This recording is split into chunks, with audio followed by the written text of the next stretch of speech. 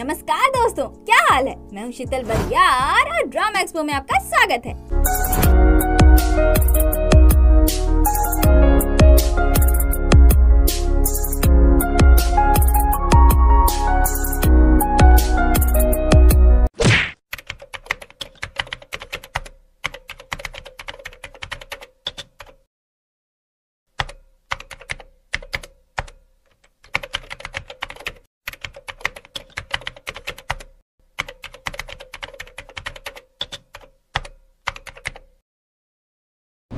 अब तक आपने देखा कि लैपटॉप का सारा झमेला करने वाला अपना स्वीटू सॉन्गजे है। अब आगे जिस पल सारे पजल्स के पीसेस अपनी अपनी जगह पर आ जाते हैं, सारा शक कम हो जाता है और संतोषजनक सच बाहर आ जाता है। वो उस कानून के फैसले की शुरुआत होती है जिसके एक हाथ में तराजू और दूसरे हाथ में तलवार है। पर क्या कानून सच में न्यायपरायण है? Well, let's find out. ये अंधा कानून है। स्वीटू सॉन्गजे प्रोफेसर किम के लैपटॉप में कुछ टेक्निकल प्रॉब्लम्स को ठीक कर रहा होता है, कॉज ये कंप्यूटर एक्सपर्ट है। तभी जूयोंग नामक व्यक्ति का कॉल आता है जो इसकी बीवी है। जी हाँ, अपना स्वीटू सॉन्गजे शादीशुदा है एंड ये रिंग शायद उसकी एंगेजमेंट रिंग है। खैर, वो अपनी बीवी से बातें करते हुए जा रहा होता है कि तभी अपनी सीरियस गर्ल सोल भी उसके पास आती है और बोलती है, क्या आपने ही मेरे लैपटॉप को सिक्योरिटी ऑफिस में छोड़ा था? लेकिन तभी अपना लॉलीपॉप गाय वहाँ पहुँच जाता है और इंटर्नशिप के बारे में बातें करने लगता है। जी हाँ, अब वो समय आ गया है जब लॉ स्कूल के ये स्टूडेंट्स इंटर्नशिप करेंगे। अपनी क्लमजी भी हेडबैंड बॉय के साथ यही डिस्कशन कर रही होती है, साथ ही उदास होती है कॉज इसे कोर्ट में इंटर्नशिप करना है, पर इसके मार्क्स इतने अच्छे नहीं है कि इसे वहाँ इंटर्नशिप मिले। साथ ही इसे जलन भी हो रही है कॉज इसे भले ही कोर्ट इंटर्नशिप ना मिले, पर इसकी रूममेट इतनी ब्रिलियंट है कि उसका कोर्ट इंटर्नशिप तो पक्का है।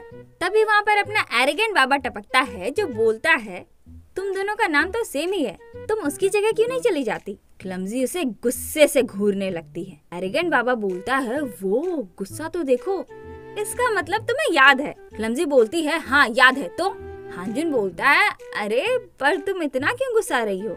सोले बोलती है, तुम्हें समझ नहीं आ रहा कि मैं इस बारे में बात नहीं करना चाह रही? तुम बार बार क्यों याद दिला रहे हो? अपना हेडबैंड बॉय जिसे समझ ही नहीं आ रहा है कि ये सब चल क्या रहा है, वो चुपचाप दोनों को घूर रहा होता है। सोले हांजुन से बोलती है, अपनी नौटंकी बंद करो। तभी ब्योल का फोन आता है जो बोलती है कि उसे याद आ गया है कि उसने हांजुन को पहले कहाँ देखा था। ये सुनकर क्लमजी फिर से चिढ़ जाती है और अब उस पर भड़कते हुए वहाँ से निकलने लगती है। हांजुन बोलता है, उससे कहना कि मुझे उसे दोबारा मिलकर अच्छा लगा, और हाँ, अगर कोर्ट जाना चाहती हो तो मेरे साथ प्रोफेसर यंग का ट्रायल अटेंड करने चलना। सोले बोलती है, मैं अकेली जा सकती हूँ। ये सब देखकर अपना कंफ्यूज्ड हेडबैंड बॉय बोलता है, ये तुम दोनों का चल क्या रहा है? हाँ? उसके बाद अपनी क्लमजी कॉपी प्रिंटिंग रूम में होती है जहां उसके बैड फार्मा वाले पेपर को देखकर मिस्टर डोंग उसे बताते हैं कि प्रोफेसर यांग ने अंडरलाइन करके क्लमजी की गलती नहीं निकाली है, बल्कि उन पॉइंट्स को अंडरलाइन किया है जहां पर क्लमजी ने अच्छा वर्क किया है। अब तो क्लमजी की खुशी का कोई ठिकाना ही नहीं, क्योंकि पेपर में ऑलमोस्ट हर जगह रेड से अंडरलाइन किया हुआ है, यानी कि क्लमजी का काम बहुत अच्छा है। वो उछलती कूदती अपने स्टडी रूम पहुंचती है जहां उसकी नजर मेकअप की दुकान येसियोल पर पड़ती है। वो उसे कोपचे में ले जाकर बोलती है, तुम्हें मुझसे कुछ कहना नहीं? शी इज आस्किंग अबाउट येसियोल का वो बदतमीज बॉयफ्रेंड, बट येसियोल कुछ भी बताने से मना कर देती है।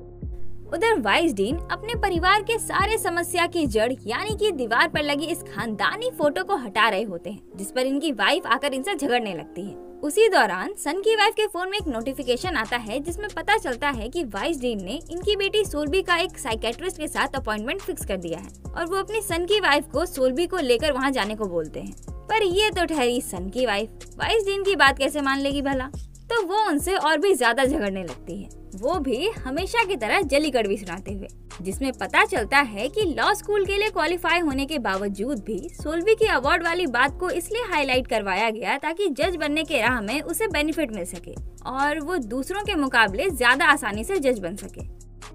अरे देवा, ये गड़बड़ है बाबा। दोनों में बहुत बहस होती है, बट एट दी एंड सन की वाइफ ना ही सोल्बी को साइकेट्रिस्ट के पास ले जाने के लिए मानती है और ना ही उस फोटो को वहाँ से हटाने देती है। अगला दिन नाउ इट्स टाइम फॉर हमारे यांग का पहला ट्रायल। प्रोफेसर यांग के विरोधी यानी कि प्रोसिक्यूशन की ओर से हेड प्रोसिक्यूटर जिन है और प्रोफेसर यांग की तरफ से यानी कि डिफेंडेंट की ओर से वकील पाक है। ट्रायल देखने आए सभी अनजान लोगों के बीच 4 जाने माने चेहरे होते हैं, वाइस डीन, मिस्टर डोंग, हानजुन और सोले। जज के आदेश पर प्रोफेसर यांग का पहला ट्रायल शुरू होता है। ट्रायल शुरू होते ही जजेस से प्रोसिक्यूटर जिन का सबसे पहला रिक्वेस्ट प्रोफेसर यांग के खिलाफ अरेस्ट वारंट अप्रूव करने का होता है। जज बोलते हैं पर आपने ही तो अरेस्ट वारंट कैंसिल करवाया था ना। प्रोसिक्यूटर जिन बोलते हैं कुछ मिस इन्फॉर्मेशन की वजह से उस वक्त वारंट कैंसिल करवाना पड़ा था, लेकिन अब जब हमें सच पता चल चुका है तो मिस्टर यांग को अरेस्ट करने का रीजन अभी भी वैलिड है, क्योंकि मिस्टर यांग एक प्रोसिक्यूटर रह चुके हैं और अभी एक लॉ प्रोफेसर है। इन्हें क्रिमिनल प्रोसीजर्स में महारत हासिल है।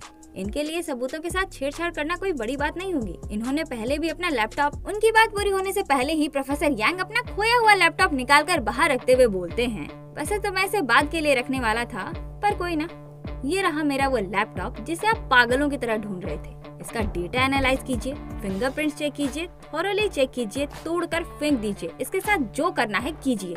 उस लैपटॉप को देखकर प्रोसिक्यूटर जिन और बाकी सबके साथ साथ वकील पाक भी हैरान हो जाते हैं, क्योंकि इन्हें भी नहीं पता था कि लैपटॉप मिल चुका है। उधर सन की माँ वाइस डीन की बात का मान रखने के लिए मना करने के बावजूद भी सोल्बी को लेकर साइकियाट्रिस्ट के पास पहुंचती है, जहां वो सोल्बी को बताती है कि वाइस डीन रिजाइन करने वाले हैं। लेकिन इससे पहले कि वो कुछ पूछ पाए, ग्रुप चैट में क्लमजी का मैसेज आता है कि प्रोफेसर यांग का खोया हुआ लैपटॉप मिल चुका है, जिसके बाद ग्रुप में तहलका मच जाता है और बाकी स्टूडेंट्स के मैसेजेस की बरसात होने लगती है। सोल्बी तुरंत वाइस डीन को कॉल करती है, पर वो कॉल कट कर देते हैं और मैसेज कर देते हैं कि अभी वो कोर्ट में है, इसलिए बात नहीं कर सकते। सोल्बी रिप्लाई करके कॉल रिसीव करने को बोलती है, बट इस बार उनका फोन आउट ऑफ रीच जाता है। वो माँ से पूछती है कि पापा ने क्या कहा था, वो रिजाइन क्यों करना चाहते हैं। पहले तो माँ बात को घुमाने की कोशिश करती है, पर सोल्बी के फोर्स करने पर उसे कुछ बताती है, जो सुनकर वो माँ को वहीं छोड़कर फौरन कोर्ट के लिए निकल जाती है। इधर वाइस डीन को बयान देने के लिए बुलाया जाता है और ये बात क्लमजी ग्रुप में इन्फॉर्म करती है, जो देखकर सोल्बी का दिमाग खराब हो जाता है। इसे समझ ही नहीं आ रहा होता कि अब क्या करे। तभी किसी का कॉल आता है, वो कॉल रिसीव करती है एंड गेस व्हाट, सामने से कोर्ट का इंटेरोगेशन सुनाई देता है, यानी कि कोर्ट में मौजूद किसी व्यक्ति ने इसे कॉल किया है। मालूम है तेरे बाप को मत सिखा, चल। इधर प्रोसिक्यूटर जिन इंटेरोगेट कर रहे हैं और क्लमजी धाए धाए सारा लेटेस्ट न्यूज ग्रुप चैट में भरने में लगी है, और तभी एंट्री होती है मास्क पहने ली मैन हो की, जो आकर क्लमजी के ही बगल वाले 2 खाली सीट के पहले वाले सीट पर बैठ जाता है। प्रोसिक्यूटर जिन वाइस डीन के बयान की पुष्टि करवाने के लिए उसे रिपीट करते हैं। इंसिडेंट के टाइम पर आप अपने ऑफिस में थे और आपने वो चीनी का पैकेट नहीं देखा जो कि डिफेंडेंट यानी कि मिस्टर यांग के दावे के मुताबिक वहाँ पर था, है ना। इस पर वाइस डीन बोलते हैं, नहीं, मैं झूठ बोल रहा था। ये सुनकर सब लोग हैरान हो जाते हैं और आपस में खुसफुसाने लगते हैं। दूसरी तरफ सोल्बी अपना माथा पकड़ लेती है और अपनी स्पीड को और तेज करती है। प्रोसिक्यूटर जिन बोलते हैं, तो आप अपने बयान से मुकर रहे हैं, आपने क्या झूठ बोला। वाइस डीन बोलते हैं, चीनी के पैकेट वाली बात, वो वहीं पर था। फिर चीनी का एक पैकेट निकालते हुए बोलते हैं, मुझे ये पता है क्योंकि वो मेरा ही था। अब तो कोर्ट में मौजूद सभी का दिमाग घूम जाता है, इंक्लूडिंग अपने वकील पाक। वो प्रोफेसर यांग से कंप्लेन करने लगते हैं कि आपको ये पता था ना, आपको मुझे बताना चाहिए था ना, आप ऐसा कैसे कर सकते हैं। इंटेरोगेशन के लिए जो भी क्वेश्चन मैं बना कर लाया था, अब वो सारे किसी काम के नहीं रहे। पर उनकी बातों पर प्रोफेसर यांग का ध्यान बिल्कुल भी नहीं होता, क्योंकि इनकी सारी चिंता और सारा फोकस तो अभी वाइस डीन पर है।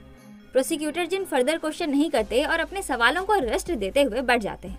हानजुन बताता है कि ऐसा प्रोसिक्यूटर जिन ने इसीलिए किया क्योंकि वो केस को प्रोफेसर यांग के फेवर में जाने से रोकना चाहते हैं। तभी उसकी नजर ली मैन पर पड़ती है। अब जज डिफेंडेंट को क्रॉस एग्जामिनेशन करने की परमिशन देते हैं, जिस पर प्रोफेसर यांग वकील पाक के पैर पर पट से मारते हैं। इसका मतलब ये है कि बुत बनकर मत बैठे रहो, जाकर कुछ सवाल बवाल करो और थोड़ा टाइम बढ़ाओ। उसी दौरान अपना एरोगेंट बाबा ली मैन हो और क्लमजी के बीच में बैठ जाता है और क्लमजी की नजरों को ली मैन हो पर नजर पड़ने से ब्लॉक करने लगता है। ओहो, इतना केयर, क्या बात है।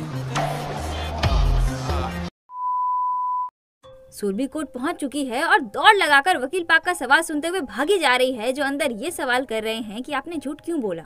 वाइस डीन जवाब देते हैं, क्योंकि मैं चाहता था कि लोग प्रोफेसर यांग पर शक करें। वकील पाक बोलते हैं, पर क्यों, आप मिस्टर यांग को शक के घेरे में क्यों डालना चाहते थे, कहीं ऐसा तो नहीं कि आपने प्रोफेसर सीओ को।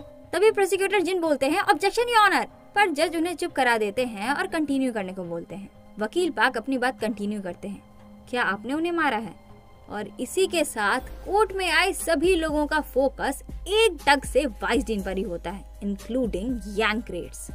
थोड़ी देर की चुप्पी और सस्पेंस वाला माहौल क्रिएट करने के बाद वाइसडीन बोलते हैं, मैं विक्टिम से माफी मांगना चाहता हूँ, मैंने ही। तभी आवाज आती है, नहीं नहीं पापा, रुक जाइए। सबकी नजरें इधर उधर दौड़ने लगती है कि आखिर ये आवाज आई कहाँ से। फिर पता चलता है कि ये तो अपने यांग क्रेट्स की करामत है। उन्होंने ही सोल्बी को कॉल किया था और फोन स्पीकर पर डालकर माइक के सामने रख दिया। वेल प्लेड यांग क्रेट्स, वेल प्लेड।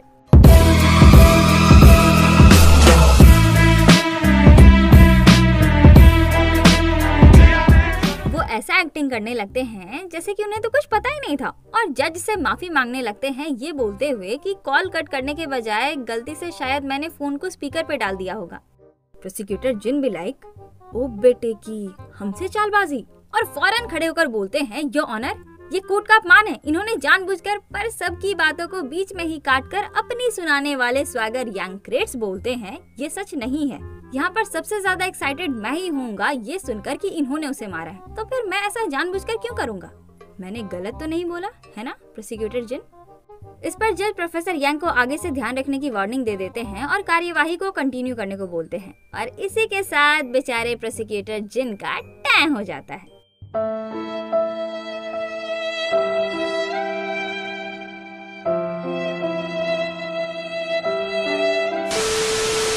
वकील पाक वाइसडीन को अपनी बात कंटिन्यू करने को बोलते हैं और एक बार फिर से सबका ध्यान वाइसडीन कांगजुमैन पर और यांग क्रेट्स के चेहरे पर चिंता की लकीर। पर वाइसडीन की बात को काटते हुए इस बार बीच में अपनी क्लमजी कूद जाती है। प्रोफेसर कांग, मुझे लगता है आपको अपनी बेटी की बात सुननी चाहिए। ये सुनकर यांग क्रेट्स राहत की सांस लेते हैं और थोड़ा मुस्कुराते हैं, पर केस को बीच में इंटरप्ट करने के लिए जज क्लमजी को डांटते हैं और हांजुन उसे खींचकर बैठा देता है। तभी एंट्री होती है अपनी सोल्बी की और गहरा सन्नाटा। फिर लंच ब्रेक हो जाता है जहां दोनों बाप बेटी शांत मुद्रा में कोर्ट के बाहर बैठे नजर आते हैं और मिस्टर डोंग बहुत ही ज्यादा हैरान होते हैं इस फैक्ट से कि दोनों बाप बेटी है और किसी को कोई आइडिया भी नहीं था। पर अपने वकील पाक अलग ही टैंट्रम झाड़ रहे होते हैं कि सब कुछ पता होने के बावजूद भी प्रोफेसर यांग ने कुछ नहीं बताया और सबके सामने मुझे क्लूलेस इडियट बना दिया। वहीं दूसरी तरफ अपना एरोगेंट बाबा बोलता है, मुझे लगता है आपको अपनी बेटी की बात सुननी चाहिए। ओहो, तुम्हें कब पता चला कि तुम्हारी रूममेट ही उनकी बेटी है? सोले बोलती है, अरे वो तो बस। हांजुन बोलता है, क्या? डोंट टेल मी, तुमने अंधेरे में तीर मारा? सोले बोलती है, क्या फर्क पड़ता है, हम सबने उनकी बेटी को सुना। नहीं पापा, रुक जाइए। तो उन्हें रुक जाना चाहिए था ना, पेरेंट्स को अपने बच्चों की भी सुन लेनी चाहिए कभी कभी। वैसे भी अभी इम्पोर्टेंट ये नहीं है कि वो उसके पापा हैं, इम्पोर्टेंट ये है कि उन्होंने ऐसा क्यों किया। तभी उसकी नजर दूर से गुजरते हुए ली मैनहू पर पड़ती है और वो उसके पीछे भाग लेती है। इधर दोनों बाप बेटी अपनी मिसअंडरस्टैंडिंग क्लियर करते हैं, जिसमें पता चलता है कि दोनों में से किसी ने कुछ किया ही नहीं। पापा को लग रहा था कि बेटी ने लैपटॉप चुराया और बेटी को लग रहा था कि पापा ने चुराया। पापा को लग रहा था कि बेटी ने चीनी के पैकेट को ठिकाने लगाया और बेटी को लग रहा था कि पापा ने चीनी के पैकेट को ठिकाने लगाया। यही होता है जब सही से कम्युनिकेशन ना हो। अगर पहले ही दोनों एक जगह पर शांति से बैठकर बात कर लेते तो इतना भसड़ होता ही नहीं। खैर छोड़ो, लेकिन इससे एक सबक तो मिल गया, मिसअंडरस्टैंडिंग हमेशा क्लियर कर लेना चाहिए, वरना होता कुछ और है और हम समझ कुछ और लेते हैं। ओके देन, तो इसी ज्ञान के साथ आप चैनल को सब्सक्राइब कर लीजिए और हम आगे बढ़ते हैं। सोल्बी बोलती है, क्या तुमने उनकी जान ली? अगर आप मुझसे एक बार भी ये पूछ लेते तो आज हम यहाँ नहीं होते। पर क्या ही कहें, मैंने भी कौन सा आपसे पूछा था। वो खड़ी होकर बोलती है, मैंने ऐसा कुछ नहीं किया, इसीलिए आपको मेरे लिए कोर्ट में झूठ बोलने की जरूरत नहीं है। ब्रेक के बाद प्रोसिक्यूटर जिन वाइसडीन के बयान को इनवैलिड करने की अपील करते हैं, ये एक्सक्यूज देकर कि वाइसडीन अपना बयान बदलते रहते हैं, कभी कुछ और बोलते हैं तो कभी कुछ और, इसीलिए इनके बयान पर ट्रस्ट नहीं किया जा सकता। ये क्रॉस एग्जामिनेशन पॉइंटलेस है। और इसी बात पर दोनों वकील में बहस होने लगती है। वकील पाक बोलते हैं, विटनेस का क्रॉस एग्जामिनेशन हो चुका है, आप इस तरह से इनके पूरे बयान को खारिज नहीं करवा सकते। ये ऐसा नहीं करवा सकते है ना? प्रोफेसर यांग हाँ में सिर हिलाते हैं। प्रोसिक्यूटर जिन बोलते हैं, क्रॉस एग्जामिनेशन अभी पूरा नहीं हुआ है ना, और सच बोलने का शपथ लेने के बाद भी इन्होंने झूठ कहा है, इसीलिए इनका बयान खारिज ही किया जाना चाहिए। सोले बोलती है ऐसा भी होता है। हांजुन हाँ में सिर हिलाता है। वकील पाक बोलते हैं लेकिन इन्होंने कहा कि इन्होंने वहाँ पर चीनी का पैकेट देखा था। इस पर प्रोसिक्यूटर जिन बोलते हैं पर इन्होंने झूठ बोलने की कोशिश की कि इन्होंने मिस्टर सियो की हत्या की है। हम इन पर ट्रस्ट कैसे कर सकते हैं? वकील पाक बोलते हैं लेकिन इनके पास चीनी के पैकेट के बारे में झूठ बोलने का कोई रीजन नहीं, तो उसके बारे में झूठ नहीं बोल सकते। प्रोसिक्यूटर जिन कहते हैं क्योंकि अगर उस बारे में भी झूठ कहा होता तो इन पर प्रिजूरी का आरोप लगता और इन्हें हांगकुक लॉ स्कूल के प्रोफेसर का जॉब खोना पड़ता। शपथ लेने के बाद अगर कोई झूठ बोले तो उसे प्रिजूरी कहा जाता है। एनीवे, इस पर वकील पाक के पास बोलने के लिए कुछ नहीं बचता और वो प्रोफेसर यांग की तरफ मदद की निगाहों से देखने लगते हैं। प्रोफेसर यांग बोलते हैं जैसे कि प्रोसिक्यूटर जिन ने कहा, ये क्रॉस एग्जामिनेशन अभी पूरा नहीं हुआ है। विटनेस के बयान को आधा आधा करने के बजाय पूरे बयान को कंसीडर किया जाता है। तो अगर विटनेस ने फॉल्स स्टेटमेंट दिया भी है उसे प्रिजूरी नहीं समझा जा सकता। अगर एग्जामिनेशन के दौरान विटनेस अपने बयान को विड्रॉ या उसमें कुछ करेक्शन करना चाहे तो। सही कहा ना मैंने? कहें तो केस नंबर बताऊं? हांजुन बड़बड़ाता है। Case number 200D10053। अब वकील पाक फिर से कॉन्फिडेंटली खड़े होकर बकने लगते हैं। एग्जैक्टली, मेरा भी यही पॉइंट है। अगर शुगर पैकेट वाली बात भी गलत है तब ये अपना स्टेटमेंट विड्रॉ कर सकते हैं। विटनेस, क्या आप अपना बयान विड्रॉ करना चाहते हैं? लेकिन प्रोसिक्यूटर जिन वाइस डीन को कुछ भी बोलने का मौका नहीं देते और बयान खारिज करने की अपील करने लगते हैं। सोले बोलती है अगर इनका बयान नहीं माना गया तो? हांजुन बोलता है तो काउंसिल इन्हें फिर से विटनेस के तौर पर बुला सकता है। और सेम बात वकील पाक भी बोलते हैं कि अगर बयान नहीं माना गया तो हम इन्हें फिर से विटनेस के तौर पर बुला सकते हैं। अब हांजुन बोलता है पर प्रोसिक्यूशन उन पर ट्रस्ट नहीं करेगा। और सेम बात प्रोसिक्यूटर जिन बोलते हैं कि विटनेस पर ट्रस्ट नहीं किया जा सकता। इन दोनों की बहस पर हांजुन का प्रेडिक्शन देखकर सोले भी लाइक, वो ये बंदा तो बहुत स्मार्ट है। You very चालाक ब्रो। दोनों की बहस पर विराम लगाते हुए जज फैसला सुनाते हैं। हम विटनेस के बयान को कैंसिल नहीं करेंगे पर विटनेस पर ट्रस्ट नहीं किया जा सकता। ये क्रॉस एग्जामिनेशन कंटिन्यू रह सकता है पर ये कोर्ट डिसाइड करेगी कि इनके बयान पर भरोसा किया जाए या नहीं। और इसी के साथ प्रोफेसर यांग का पहला ट्रायल समाप्त होता है। उसके बाद सोबली प्रोफेसर यांग के पास आकर उन्हें कॉफी देते हुए वाइस डीन को कोर्ट में गलत बयान देने से रोकने के लिए थैंक्स करती है। प्रोफेसर यांग बोलते हैं सोले ने किया है, मैंने नहीं। इस पर सोबली बोलती है आपकी वजह से हम दोनों के बीच की मिसअंडरस्टैंडिंग खत्म हो गई। प्रोफेसर यांग बोलने लगते हैं कि कोई भी मिसअंडरस्टैंडिंग इतनी बड़ी नहीं हो सकती कि कोई अपने ही बच्चे पर शक करने लगे, और वो भी तब जब ये एक मर्डर केस है। तुम मेरी शुक्रगुजार हो, है ना? तो सच सच बताओ, जरूर कोई स्ट्रॉन्ग मोटिव रहा होगा, है ना, जिस वजह से उन्होंने तुम पर शक किया। सोल्बी कहती है मैंने पापा से कहा था कि मैं नहीं चाहती कि प्रोफेसर सियो रहें। मैंने उनसे ये भी कहा था कि मुझे बिल्कुल अच्छा नहीं लगता जब माँ उन्हें कम समझती है और प्रोफेसर सियो से उनको कंपेयर करती है। इस पर प्रोफेसर यांग बोलते हैं किसी को भी मारने के लिए इतना रीजन काफी नहीं है। सोल्बी बोलती है नहीं, इसीलिए ये मैंने नहीं किया, और फिर उन्हें ग्रीट करके चली जाती है। प्रोफेसर यांग बोलते हैं तो अभी भी ये प्लेजरिज्म वाली बात मानना नहीं चाहती। उधर अपने वाइस डीन जब कोर्ट से निकलते हैं तो सारे रिपोर्टर्स उन्हें घेर लेते हैं ये सवाल करते हुए कि आपने झूठ क्यों बोला। तभी अपनी क्लमजी वहां आकर उन्हें भीड़ से बचाते हुए लेकर जाने लगती है, जिसमें दोनों का अच्छा खासा फोटो सेशन हो जाता है। उसके बाद जब ये लोग लॉ स्कूल पहुंचते हैं तो पता चलता है कि उन फोटोज की वजह से सब लोग कांगसोल बी की जगह पर कांगसोल ए को वाइस डीन की बेटी समझ रहे हैं, कॉज दोनों का नाम तो सेम ही है, कांगसोल। पर कमाल की बात तो ये है कि अपनी सोले भी ये बात सबके सामने क्लियर नहीं करती। उधर दोनों प्रोफेसर साथ साथ ही जा रहे होते हैं। प्रोफेसर यांग बोलते हैं क्या आप अपने रेजिग्नेशन लेटर को फाड़ सकते हैं? वाइस डीन बोलते हैं आपको कैसे पता चला कि मैंने ये नहीं किया? अब कहानी उसी मोमेंट पर जाती है जब प्रोफेसर यांग ने प्रोफेसर किम से पूछा था कि आप अपने बच्चे के लिए किस हद तक जा सकती हैं, जिसका जवाब देते हुए प्रोफेसर किम ने कहा था कि मैं अपनी जान भी दे सकती हूँ। इस पर प्रोफेसर यांग ने पूछा क्या आप किसी की जान भी ले सकती हो? प्रोफेसर किम ने कहा इस बारे में मैं श्योर नहीं। प्रोफेसर यांग बोलते हैं तो अब आप ही बताइए क्या वो किसी की जान ले सकते हैं? और दिखाया जाता है कि गुस्से में वाइस डी ने नशीली ग्लूकॉन डी पाउडर कॉफी में डाला तो था, लेकिन फिर उसे वॉशरूम में फेंक दिया और वहाँ से चले गए, और उनका वो गिरा हुआ चीनी का पैकेट वहीं पड़ा रह गया। अब कहानी प्रेजेंट में आती है जहाँ वाइस डीन का सवाल कि प्रोफेसर यांग को कैसे पता चला कि उन्होंने हत्या नहीं की है, उसका जवाब देते हुए प्रोफेसर यांग बोलते हैं मेरा लैपटॉप, मैंने उसमें पासवर्ड कभी सेट ही नहीं किया, और चले जाते हैं। इधर अपना एरोगेंट बाबा पूछता है कि तुमने उन्हें सच क्यों नहीं बताया? क्लमजी बोलती है उन्हें जो सोचना है सोचने दो, वैसे भी लॉ स्कूल के प्रोफेसर की बेटी होने का मौका इतनी आसानी से थोड़ी मिलता है। हांजुन बोलता है सब लोग पागलों की तरह गॉसिप कर रहे हैं। सोले बोलती है करने दो, वैसे भी जल्दी सबको सच पता चल ही जाएगा, तब तक के लिए मैं ही उनकी बेटी बनी रहती हूँ, क्या जाता है। इस पर हांजुन हंसने लगता है। सोले बोलती है, वैसे वाइस डीन ने झूठ क्यों बोलना चाहा कि उन्होंने प्रोफेसर सीओ को मारा है? इससे मेरी रूममेट का कुछ तो लेना देना है। कहीं वो लॉ साइकोपैथ तो नहीं? भूल जाओ जो भी मैंने कुछ कहा। उस साइकोपैथ की वजह से मैं कुछ भी कह रही हूँ। फिर दिखाया जाता है कि कोर्ट में ली मैन हो पर नजर पड़ने के बाद जब क्लमजी उसके पास गई तो उसने उससे पूछा कि आखिरकार वो कांगदान से क्यों मिलना चाहता है। फिर पता चलता है कि कांगदान नामक व्यक्ति क्लमजी की जुड़वा बहन है जिसे इसने 5 सालों से नहीं देखा है। उसने अपने फैमिली से सारा कांटेक्ट काट रखा है और ली मैन हो उससे इसलिए मिलना चाहता है क्योंकि इसे अपने बेटे को ढूंढना है। अरे देवा, ये तो लेटेस्ट न्यूज़ है। दोनों बहनों ने उस दिन जो बुक वहाँ छोड़ा था, हांजुन उसे लौटाते हुए बोलता है, तो ये बुक तुम्हारी जुड़वा बहन की है? उसे देखकर क्लमजी चौंक जाती है। हांजुन बोलता है, तुमने उस दिन ये वहीं छोड़ दिया था। तुमने कहा था कि ये बहुत अच्छी बुक है, इसलिए मैंने इसे पढ़ा भी था। सोले बोलती है, फेंक दो, मुझे इसकी जरूरत नहीं।